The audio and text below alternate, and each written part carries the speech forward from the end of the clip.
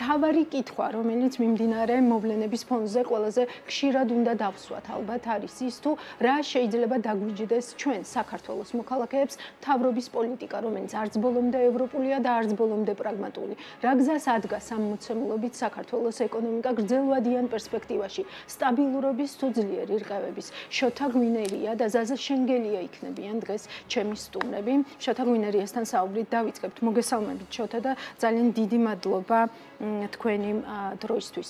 შოთა, რის მიღწევას ცდილობს ხელისუფლება? ან რაღაცნაირად სპეკულაციური რომ არ იყოს ეს ჩემი კითხვა, რა შეიძლება მის მიერ არჩეული პოლიტიკით მივიღოთ ჩვენ საქართველოს მოქალაქეებმა? გამარჯობა ელენე, მივესალმებ მაყურებელს, დიდი მადლობა მოწვევისთვის.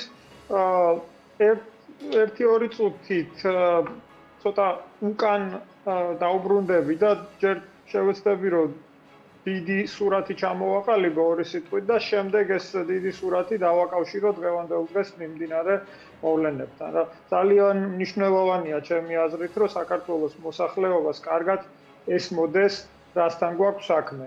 დღევანდელ დღეს ჩვენ საქმე გვაქვს არჩევანთან, ჩვენ ვიქნებით დასავლური ცივილიზაციის ნაწილი და ვიქნებით დასავლეთის გავლენის სფეროში, თუ ვიქნებით რუსეთის გავლენის სფეროში და გავხდებით რუსული ორბიტის ნაწილი. ხო, ეს არის ცივილიზაციური არჩევანი, რომელზეც თქვენც ისაუბრეთ მონოლოგში და რომელზეც ყველა საუბრობს, რომ ეს არჩევანი გაკეთებულია, თუმცა ეს არჩევანი გაკეთებულია ქართული ოცნებისთვისაც, თუმცა რუსეთის სასარგებლოდ. ეხლა შევეცდები ახსნა რაში ვხედავ ამას. რას ნიშნავს იყო დასავლეთის გავლენის სფეროში? ეს ნიშნავს იმას, რომ შენ უნდა ჩაატარო დემოკრატიული რეფორმები და უნდა ჩაატარო სამართლიანი არჩევნები დემოკრატიული სტანდარტების მეშვეობით. ეს ორი რაღაცა რო გააკეთოს ქართულმა ოცნებამ, მეორე დღესვე ისინი კარგად ხვდებიან, რომ ხელისუფლებას დაკარგავენ და დემოკრატიულ არჩევნებში თუ კი დემოკრატიული თამაშის წესებით ძლიერი ინსტიტუციების და თავისუფალი CSKO-ს და ესე ვთქვათ თანაბარ უფლებიანი და თანაბარ პირობებში არსებული პოლიტიკური პარტიების პირობებში ჩატარდება ეს არჩევნები, მათ გამორიცხულია, რომ ის ქვეყნის მიტაცება და სრული კონტროლი ქვეყანაში არსებულ რესურსებზე შეინარჩუნონ, ხო? მეორე მხრივ, აქეთ ხო არის დასავლეთის გავლენის სფეროში ეს რეფორმები და სამართლიანი არჩევნები.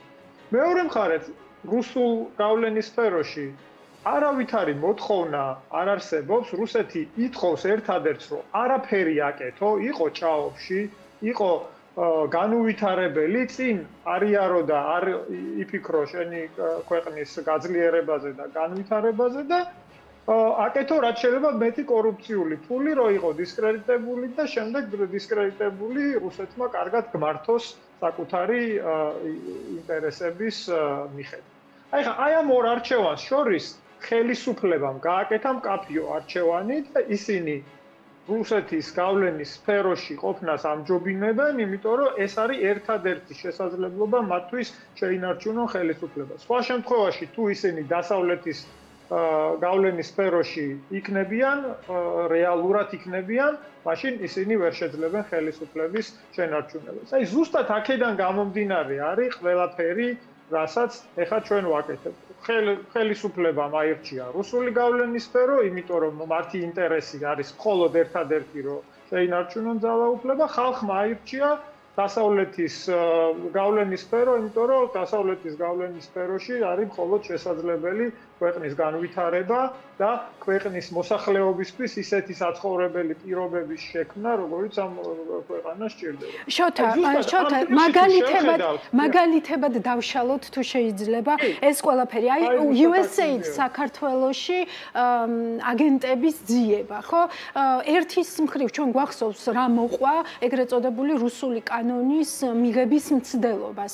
მაგრამ ახლა ჩვენ ვაკვირდებით, რომ თქვათ, რაც შეიძლებოდა რომ კანონით მომხდარიყო, თუ კი ეს კანონი იარსებებდა, კანონის გარეშე მაინც რჩება, ხო? თქვენ მოისმინეთ ყველა ის კომენტარი, რაც ესე ვთქვათ, ხელისუფლების მხრიდან გვესმის USAID საქართველოსთან მიმართებით და მის დაფინანსებასთან მიმართებით.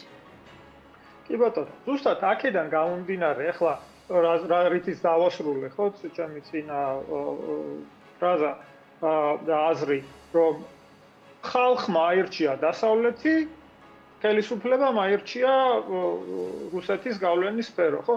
ეხლა ეს რაღაცნაირად ხო უნდა შეიფუთოს და რაღაცნაირად ხო უნდა შენარჩუნებადი იყოს ის, რომ ეს ხალხი, რომელსაც დასავლეთი უნდა რაღაცნაირად შეაკავო და შეაჩერო, ისე რომ შენი საქმე შეძლო გააკეთო როგორც შენ გინდა და ნუ ამ ხალხის ბოლომდე, ესე იგი, თვალში არ გამოჩნდეს ის, რომ შენ რეალურად მათ არჩევანს ზურგი შეაქციე და მიდიხარ საპირისპირო მიმართულებით. ეხლა ეს არის მთავარი ამოცანა ხელისუფლებისთვის, ხო? იმიტომ რომ ეხლა თუ ამ ქვეყნის უმრავლესობა, რომელიც აი ბოლო გამოკითხვებითაც და ყველა გამოკითხვით, რომელიც ნებისმიერ ორგანიზაციას ჩაუტარებია ამ ქვეყანაში, მხარს უჭერს საქართველოს გახდეს დასავლური ცივილიზაციის სრულუფლებიანი წევრი, ხო? ეს ხალხი თუ მიხვდება საბოლოო ჯამში, რომ ეს ქვეყანა მეორე სხვა მიმართულებით მიდის, საპირისპირო მიმართულებით მიდის, ხო? გასაგებია, რომ ხელისუფლების შენარჩუნება შეუძლებელი იქნება ამ პირობებში. აი ზუსტად ამიტომ საუკეთესო რუსულ ტრადიციებში ხდება პროპაგანდისა და დეზინფორმაციის კამპანიების მეშვეობით მოსახლეობის უმრავლესობისთვის ესე ვთქვათ ამღვრევა ამ რეალობის არასწორი ინფორმაციის მიწოდება და აი ამ პროპაგანდისტული კამპანიების მეშვეობით კიდევ რაღაცნაირად იმისი ილუზიის შენარჩუნება, რომ ჩვენი ქვეყანა დღეს ისევ ევროპული მიმართულებით ვითარდება და მიდის ევროპის მიმართულებით. ეხლა აი აქ კონკრეტული მაგალითები რომ მითხრათ, ეხლა ელენე, ამაზე ეხლა ზოგადად კონკრეტული მაგალითი არის ის, რომ როდესაც შენს ქმედებებს და პოლიტიკას და მიმართულებას, რომლითაც მიდიან აქებს ბჟანია, ლავროვი და იგორ გიორგაძე და აკრიტიკებს აშშ-ს, ევროკავშირისა და ბალტიისპირეთის ქვეყნების ოფიციალური წარმომადგენლები, რომლებიც ჩვენი უახლოესი მეგობრები არიან. ეხლა ეს არის უტყუარი ფაქტი, ხო? ეს ხო ესეა, მე ხო არ ვიგონებ. მეორე კიდე, აი ეს ზუსტად მეორე ფრონტის შესახებ ნარატივი და რევოლუციაზე საუბარი და ამდენი ესე ვთქვათ რესურსის ამაზე დახარჯვა, რომ ეს კონსპირაციის თეორიები და პირდაპირ ვიტყვი, ეს სისულელეები დააჯერონ ქართულ საზოგადოებას, ზუსტად აქედან გამომდინარეობს, რომ მათ ესმით, რომ სხვანაირად თუ ხალხი შეცდომაში არ შეიყვანეს და არ დააბნიეს და აი ამ საინფორმაციო კამპანიები ტვინი არ აურიეს, მათი ნარატივი შეუთავსებელი არის იმ რეალობასთან. შოთა, როგორ ეწერება მთელ აი ამ სურათში, რაზეც თქვენ ახლა საუბრობთ, საქართველოს პრეზიდენტის იმპიჩმენტის მცდელობა. რით შეიძლება ეს პროცესი დასრულდეს? ფაქტობრივად, ესაც მნიშვნელოვანია, რა თქმა უნდა, მაგრამ ასევე აღქმების დონეზეც, იმიტომ რომ დღეს შექმნილ ვითარებაში, თქვათ, იგივე ევროკავშირის კანდიდატი ქვეყნის სტატუსზე, კიდევ ბევრი სხვა მიმართებით, თქვათ, ამ აღქმებს ძალიან დიდი მნიშვნელობა აქვს საქართველოსთვის. კი ბატონო, რა თქმა უნდა, ზუსტად ესეა. საქართველოს პრეზიდენტმა ბოლო პერიოდში შეძლო და გადადგა ნაბიჯები საქართველოს ევროპული და ევროატლანტიკური ინტეგრაციის, უფრო ევროპული ინტეგრაციის მხარდაჭერის მიმართულებით. ну როგორც მინიმუმ მას სწორი განცხადებები გააკეთა და მას სწორად შეაფასა არსებული ვითარება და სწორად დააფიქსირა არსებული პრობლემები ამ მიმართულებით პროგრესის მიღწევისთვის. ეს აქედან გამომდინარე, ეს გახდა პრობლემა ქართული ოცნებისთვის. მაშინ როცა შოთა ღვინერია სვავს კითხვებს და აკრიტიკებს ხელისუფლებას, მათთვის ადვილია თქვან, რომ შოთა ღვინერია რაც მოძრაობის მოგზავნილი აგენტია და ამიტომ სვავს ამ კითხვებს და ნუ მოусმენთ რა მის კითხვებს ესეთი პრეცედენტები ყოფილა. ხო, იგივე როცა პოლიტიკური ოპოზიციის წარმომადგენლები სვავენ ამ კითხვებს, ხო, ნუ ისინი ახლა ოპოზიცია არიან და პოლიტიკურ ბრძოლაში არიან და აბა რა სიტყვიან, ხა რა თქმა უნდა გაგვაკრიტიკებენ და დასვამენ. როდესაც საქართველოს არჩეული პრეზიდენტი პირდაპირ წესით არჩეული პრეზიდენტი, რომელიც არის ამ ქვეყნის წარმომადგენელი, ხო? ამბობს რაღაცას, მათთვის ძალიან რთულია იგივე ჭრილში გასცენ პასუხები ჩვენ პარტნიორებთან მის მიერ გამოთქმულ კრიტიკას ან კონკრეტულ მოსაზრებებს ან იმ პრობლემებს, რომლებსაც ის გამოყოფს და რომელზეც ის საუბრობს, აქედან გამომდინარე ეს მათთვის არის სხვა რანგის კრიტიკა და სხვა რანგის პრობლემა არის მათთვის პრეზიდენტის მხრიდან კრიტიკა, აქედან გამომდინარე, ხო, ნუ ეს პროცესი მათ დაიწყეს და ვფიქრობ, რომ ორი ესე ვთქვათ მიმართულებით ცდილობენ შედეგების მიღწევას ამ იმპიჩმენტის პროცესით. ერთი რომ მართლა მოიცილონ ადამიანი, რომელიც მათ აკრიტიკებს და მათ პოლიტიკას აკრიტიკებს და რეალურ პრობლემებზე საუბრობს და მეორე მხრივ ამითი მართლა შექმნან კიდევ ერთი წინაღობა და კიდევ ერთი პრობლემატური საკითხი ევროკავშირთან მოლაპარაკებების მაგიდაზე და როდესაც ევროკავშირის წევრი ქვეყნები შეიკრიბებიან საქართველოსთან მიმართებაში გადაწყვეტილების მისაღებად, იქ კიდე ერთი პრობლემატური საკითხი იქნება, რომელიც ხელშეუშლის პოზიტიური და კი, მადლობა შოთა, ცოტა ხანში კიდევ მოგიბრუნდებით უკვე შემაჯამებელი კომენტარებისთვის. მანამდე ზაზა შენგელიასთან გადმოვინაცვლებ სტუდიაში. მოგესალმებით ზაზა, მადლობა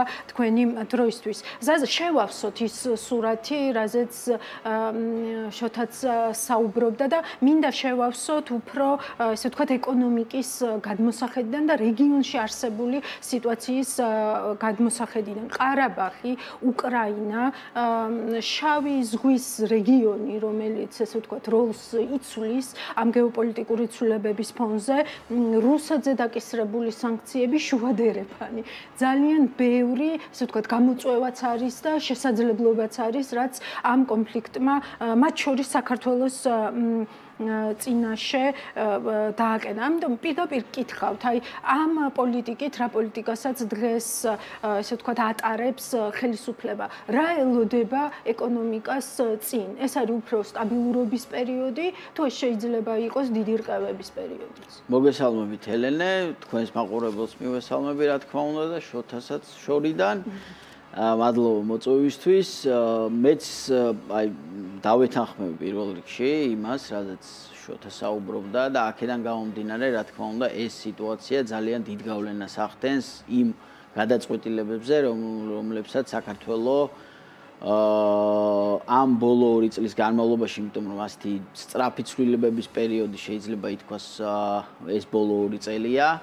იმ გადაწყვეტილებებზე, რა თქმა უნდა, ძალიან დიდ გავლენას ახდენს, რომელსაც საქართველოს იღებს, საქართველოს მთავრობა ამ შემთხვევაში იღებს ეკონომიკურ ჭრილში, რადგანაც ისინი მარტივად რომ ვთქვათ, იმ პოლიტიკური ლოგიკის გაგრძელება, რომელიც მათ ზოგადად გააჩნიათ, ხო? ანუ აქედან გამომდინარე, ეს გადაწყვეტილებები არ გამოირჩევა ყოველთვის პირველ რიგში, ის უნდა ვთქვათ, რომ არ გამოირჩევა თანხვედრით დასავლეთის ზოგადად და კერძოდ ევროკავშირის მოლოდინებთან და ზოგ შემთხვევაში მოთხოვნებთან დაკავშირებითაც ჩვენ ძალიან კარგად გვახსოვს არაერთი განცხადება, რომელიც იყო გაკეთებული ევროკავშირის მაღალი რანგის წარმომადგენლების მხრიდან, რომ მათ ერთგვარი იმედგაცრუება აქვს საქართველოს გამო ამ კუთხით, რადგანაც იმ კონტექსტში, როცა საქართველოს ცდილობს მოიპოვოს კანდიდატობის სტატუსი ევროკავშირში გაწევრიანებლად, რა თქმა უნდა, არის მოლოდინი, რომ პირიქით საქართველოს იქნება ბევრად უფრო ბრჭყალებში კარგი მოსწავლე და ბევრად უფრო მეტ თანხვედრაში იქნება ევროკავშირის პოლიტიკასთან იმ 12 რეკომენდაციას, რომ დავანებოთ თავი, რომელზეც არაერთხელ ითქვა და ალბათ ყოველდღიური განხილვის თემაა და იქნება ალბათ წლის ბოლომდე სანამ გადაწყვეტილებას გავიგებთ, ხომ?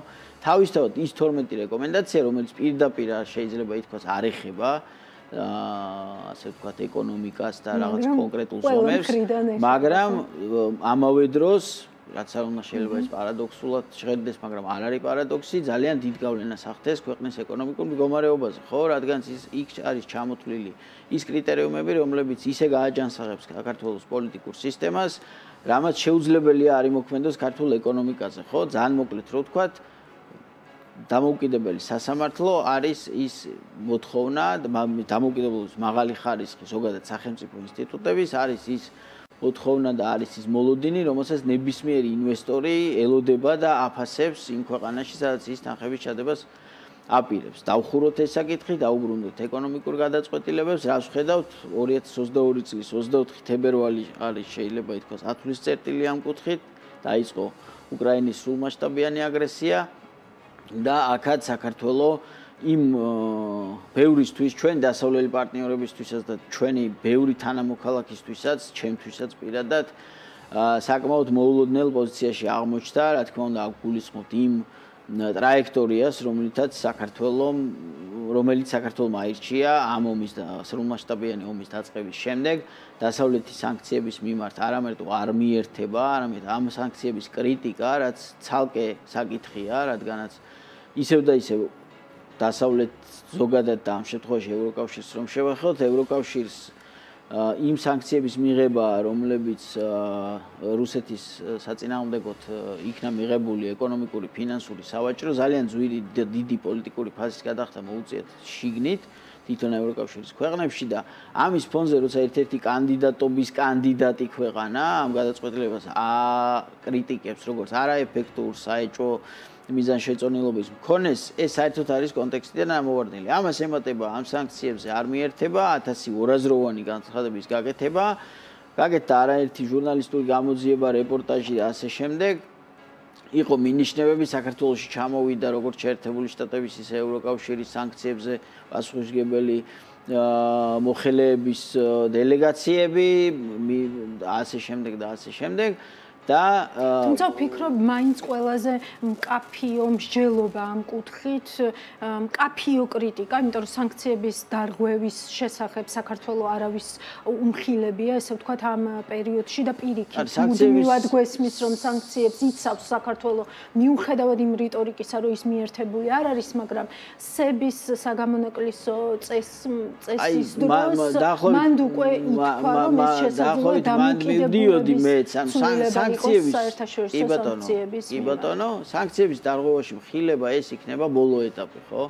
სანქციების დარღვევაში მხილება ეს არ იქნება რაღაც მიუხედავად იმისა, რამდენად სოლიდურია, რამდენად ეს ინფორმაცია, მიუხედავად იმისა, რამდენად მნიშვნელოვანია ეს დარღვევები, რომელ სფეროს ეხება სამხედროს, ორმაგიდან ნიშნულების, არაორმაგიდან ნიშნულების, უამრავი სანქცირებული პროდუქცია, ეს ცალკე თემაა, მაგრამ ზოგადად ტრაექტორიაზე აქვს საუბარი, საქართველოს განზე გადგა ამ ყველაფრიდან, ესე რომ ვთქვათ რა, უხეშად და ცდილობს იმაზე მეტად არ ჩაერთოს, ან მინიმალურად ჩაერთოს ამ ყველაფერში, იმ მინიმალურად რამდენადაც შესაძლებელია, ხო? ეს ინციდენტი, რაც მოხდა ერთი კონკრეტული პირის შემთხვევაში, რომელიც იქნა სანქცირებული სახელმწიფო დეპარტამენტის მიერ იმის გამო, რომ ის არის დადანაშაულებული რუსული ინტერესების გატარებას საქართველოში, ეს პრაქტიკულად ასახავს ერთ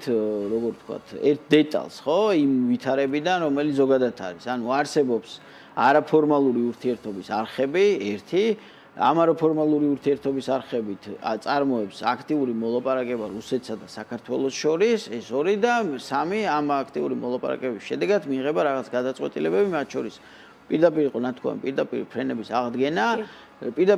აღდგენა, რომელზეც არაერთხელ ევროკავშირის მხრიდან იყო მითითებული, რომ ეს ამ კონტექსტში არის მათთვის მიუღებელი. კი, პირდაპირ ფრენები იყო, ვთქვათ, ის, ესე ვთქვათ, ძალიან მკაფიო გზავნილი, რომ ესე ვთქვათ, რუსეთს და ამ შექმნილ ვითარებას, რუსეთთან ურთიერთობების გაღრმავებისთვის გამოიყენებს ხელისუფლება, ამით ის ერთის მხრივ თავიდან აიცილებს ომს, როგორც თავად ამბობს და მეორეს მხრივ მიყვება აი ამ პრაგმატულ პოლიტიკას. ასეთსავე დემონსტრაციულ ნაბიჯად მიგაჩნიათ თუ არა ჩინეთთან სტრატეგიული პარტნიორობის ხელშეკრულების განვითარება, მაშინ როდესაც ვთქვათ, პრინციპში რა საჭირო იყო, ვთქვათ, წმინდად ეკონომიკური კუთხით, ისედაც ძალიან კარგი ურთიერთობები გვაქვს ჩინეთთან და ამით არაფერი იცვლება ამ ხელშეკრულების საფუძველზე, თუმცა პოლიტიკურად გაჩნდა კითხვები ამ ხელშეკრულებასთან მიმართებით. კი, რა თქმა უნდა, სანამ ჩინეთზე გადავალთ ორ სიტყვას დავამატებ ამ პრაგმატულ პოლიტიკაზე, რომელიც ესე არის შეფასებული, მოდივით რაღაც პრაგმატული პოლიტიკა, მეც ამ მართალი გითხრათ, ეჩვევიტანდი ამ პრაგმატულობაში, ამ პოლიტიკის, რადგანაც ერთადერთი რასაც ეს პოლიტიკა იწვევს, ეს არის მზარდი დამოკიდებულება საქართველოს ეკონომიკის და ზოგადად საქართველოსი რუსეთზე. ძალიან კარგად ვიცით, ხო, როგორც ისტორიული გამოცდილებიდან ისე რა ვიცი, პოლიტიკური მეცნიერების პირველ კურსიდან, რომ ეკონომიკური დამოკიდებულება ადრე თუ გვიან იწვევს პოლიტიკურ დამოკიდებულებას და ეს მზარდი, მუდმივად მზარდი ეკონომიკური დამოკიდებულება რუსეთზე არ მოქმედებს იმის სასიკეთოდ, რომ საქართველოს, როგორც შოთამაც აღნიშნა, და გამოვიდეს საქართველოს რუსეთის გავლენის სფეროდან და შევიდეს დასავლეთის გავლენის სფეროში, დასავლეთში ასე რომ ვთქვათ. ახლა რაც შეეხება ჩინეთთან გაფორმებულ სტრატეგიულ პარტნიორობას, ხომ, როგორც ამ გაფორმებული ხელშეკრულების ტექსტიდან, ისე ზოგადად იმ გარემოდან, რომელიც ამ ყველაფერს თან სდევდა, ჩემთვის პირადად ცხადი იყო, რომ ეს ინიციატივა არ იყო საქართველოს მხრიდან წამოსული, არამედ იყო ჩინეთის მხრიდან წამოსული, ამიტომ ალბათ მიზანშეწონილი იქნება, რომ ამ მოვლენას შევხედოთ ჩინური პოლიტიკის კონტექსტში, მათი გადმოსახედიდან, ამ ჩვენი მხრიდან შეგვიძლია ვთქვათ, რომ რა თქმა უნდა ნიშანდობლივია ჩვენთვის, რომ საქართველოს ამაზე დათანხმდა და საქართველოს მიესალმა ამ პარტნიორობას და მოკლედ ეს ინიციატივა აღმოჩნდა ჩვენთვის მისაღები დადებითი ამას მოეწერა ხელი ოფიციალური ვიზიტი ჩინეთში ჯერჯერობით ძნელია იმის თქმა თუ კონკრეტულად რა სტრატეგიულ სიმაღლეებზე აქვს საუბარი, რადგანაც როგორც თქვენ აღნიშნეთ საქართველოს და ჩინეთის ურთიერთობა როგორც ექსპორტის ისე იმპორტის კუთხით ისედაც მეტნაკლებად დინამიურად ვითარდებოდა. აქედან გამომდინარე რთულია ეკონომიკური შემადგენლის დანახვა იმ ინფორმაციის სიმწირის ფონზე, რაც ჩვენ გვაქვს. დღესდღეობით სახეზეა ამ ამბის პოლიტიკური შეფასება, ამ ამბის პოლიტიკური მნიშვნელობა და ამ ამბის პოლიტიკური მნიშვნელობა ჯდება ისევ და ისევ იმ კონტექსტში, რომელიც დღეს გვაქვს, რაც მიანიშნებს საქართველოს ესეთ გარკვეულ დისტანცირებას დასავლეთის. მადლობა ზაზა, შეჯამებისთვის ძალიან ცოტა დრო გვაქვს, მაგრამ მინდა რომ აი კითხვას გავცეთ პასუხი, რაც ესე ვთქვათ ჩვენს საუბარსთან დაჰყვება ამ პერიოდის განმავლობაში 2023 წლის ოქტომბერი, ხო, შოთა ზაზა, ანუ რეალურად საკმაოდ დახუნძული თვის დასაწყისი, არც კი სრული თვე, როდესაც თქვათ ამდენი რაღაც გავიგეთ ერთდროულად და ამ ტიპის რიტორიკა გვესმის ხელისუფლებისგან, ხო? აი რას ამბობს ჯამში ეს თვე, რა სიგნალებს იძლევა საქართველოს პერსპექტივაზე? თითო წუთს მოგცემთ შეჯამებისთვის, შოთა, ისევ თქვენგან დავიწყებ და ბოლოს ზაზე შევეჯამებით. კი ბატონო, აი ერთ წუთში შევეცდები ჩავატიოთ და წინა კითხვას ვერ მომასწარი გამეცა პასუხი USA-თან რა კავშირშია ეს ყველაფერი რა.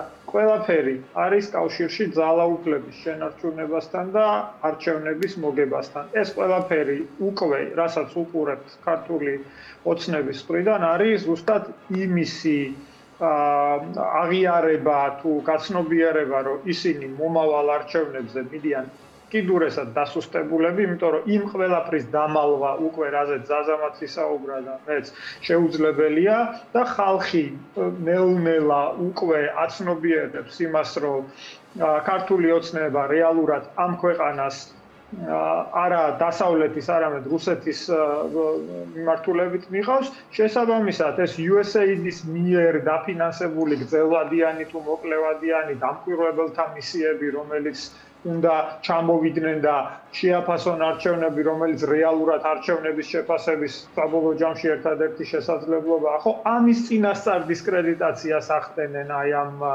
პროცესით. იგივე ის რომ კანდიდატის სტატუსის მიღებაზე დიდი ალბათობით ნეგატიური პასუხი იქნება, ამაზეც ხო პასუხი უნდა გასცეს რაღაცნაირად ხელისუფლებამ, ხო? ამასაც იგივე ნარატივთან აკავშირებენ, რომ ეს მეორე ფრონტი და რევოლუცია უნდა მოხდეს და მეორე ფრონტი დაიწყოს და აქედან გამომდინარე, ამიტომ გჯის ევროკავშირი, ხო?